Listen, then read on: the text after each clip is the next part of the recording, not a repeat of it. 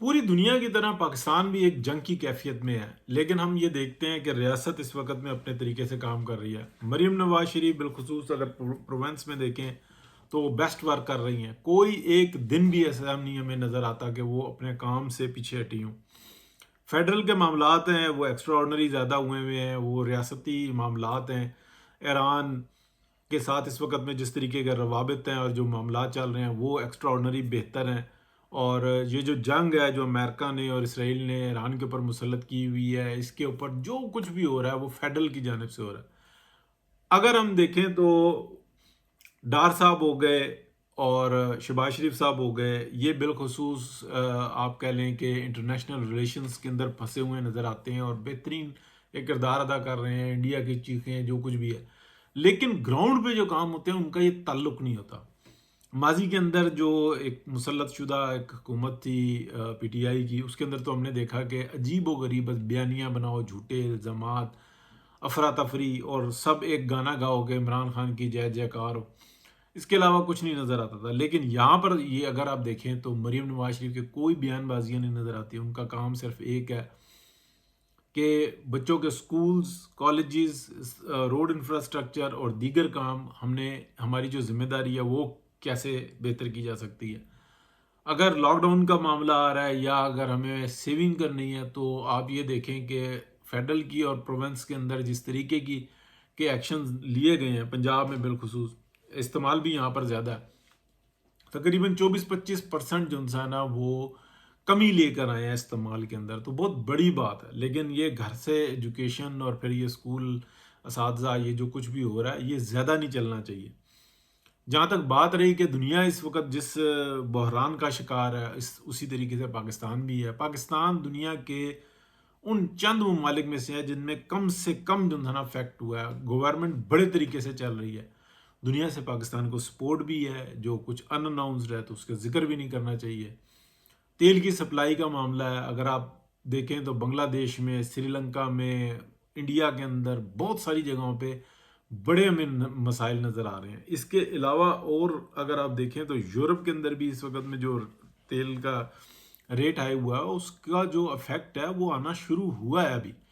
ایک صرف یہ نہیں ہوتا کہ گاڑی میں جو پٹرول ڈلوا رہے ہیں اس سے کوئی فرق پڑ رہا ہے، ڈیزل ڈلوا رہے ہیں اس سے کوئی فرق پڑ رہا ہے، یہ تو آپ سمجھ لیں کہ تھوڑا سا 15-20%، 25% جو ہے نا خرچہ زیادہ ہو جاتا ہے، لیکن جو مین فیکٹ ہوتا ہے یعنی کہ یہ جو آئل ہوتا ہے اس کا جو استعمال ہوتا ہے انڈسٹریل جو ہوتا ہے وہ بہت زیادہ ہوتا ہے۔ یہ جو گاڑیوں میں موٹر سائیکلوں میں ڈلتا ہے یہ تو آپ کہہ لیں کہ ایک 25-30% میکسیمم جو ہے نا یہ ڈلتا ہے، باقی تو انڈسٹریل استعمال ہوتا ہے اس کا۔ وہاں سے جو اثرات آتے ہیں وہ بہت زیادہ اثر کرتے ہیں انسان کے اوپر، ہر چیز مہنگی ہوتی ہے۔ تو ابھی جو اس وقت میں لیٹسٹ ہے وہ یہ ہے کہ جس طریقے سے پاکستان چل رہا ہے بہتر ہوتا جا رہا ہے، اور جس طریقے سے دنیا کے اندر ریسیشن ہے، اگر یہ سٹیبلٹی جو پاکستان کے اندر ہے بڑھ رہی ہے تو وار کے بعد کی سچویشن ایسی ہوگی کہ انویسٹمنٹ پوائنٹ آف ویو سے دنیا کی بہترین لوکیشنز میں سے ایک پاکستان ہوگا،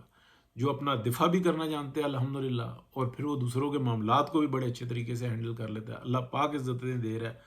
اور اس وقت میں جس طریقے کی محنت ہو رہی ہے حکومت کی وہ قابل رشک ہے۔ تو ہم یہی کہیں گے اور کریں گے کہ بھائی ایسے ہی معاملات چلتے رہیں، اور یہ جو ایک بحران ہے دنیا کے اندر اس میں سے جیسے پاکستان کا کردار ہے، اگر اس میں سے نکالنے میں پاکستان کامیاب ہو جاتا ہے تو آپ دیکھیں گے اللہ پاک کی بڑی رحمتیں ہوں گی۔ اور جو اعتماد اس وقت میں پاکستان کے اوپر بنا ہوا ہے، تو پرائیویٹ لوگ جب بڑھتے ہیں نا، ایک تو گورنمنٹ کا معاملہ ہوتا ہے، پرائیویٹ لوگ جو بڑھتے ہیں آگے کی طرف وہ بہت ہی زبردست ہوتا ہے، وہ گنتی میں نہیں آتا، وہ اللہ پاک کی بس شان ہی ہوتی ہے، اس کو سمجھنا دیکھنا۔ تو اس دفعہ ایسا لگ رہا ہے کہ ایک لوکیشن جو دنیا کے اندر نظر آ رہی ہے جو بھرپور محفوظ، اور ماضی کے اندر اتنی زیادہ یہاں پر جو ہے انویسٹمنٹ ہوئی ہے افراتفری کے لیے، اپنے کاروباروں کو چلانے کے لیے دوسروں کا کاروبار بگاڑنا، یعنی کہ کراچی کو برباد کیا گیا اپنے اچھے مستقبل کے لیے۔ اور یہ آج کی بات نہیں ہے، جب 80s کے اندر کراچی کو جب برباد کیا جا رہا تھا اسی وقت میں یہ سب انٹیلیجنس ایجنسیاں کہتی تھیں کہ یہ کون کروا رہے ہیں، پیچھے فنڈنگ کہاں سے آ رہی ہے۔ اور ورنہ ابھی بھی کوئی بھی جو انسان شہر بڑے سے بڑا جو تجارتی مرکز ہے وہ پاکستان میں کراچی کا مقابلہ نہیں کرتا. یہ تو دونوں ہاتھوں سے جو ہے نا برباد کیا گیا. اب پورا پاکستان ہی الحمدللہ بہتر ہو رہا ہے. انشاءاللہ کراچی بھی بہتر ہوگا، باقی سارا بھی بہتر ہوگا، گوادر بھی بہتر ہوگا، کوئٹہ بھی، پشاور بھی، سب بہتر ہوں گے انشاءاللہ. بہت شکریہ جی، اللہ حافظ.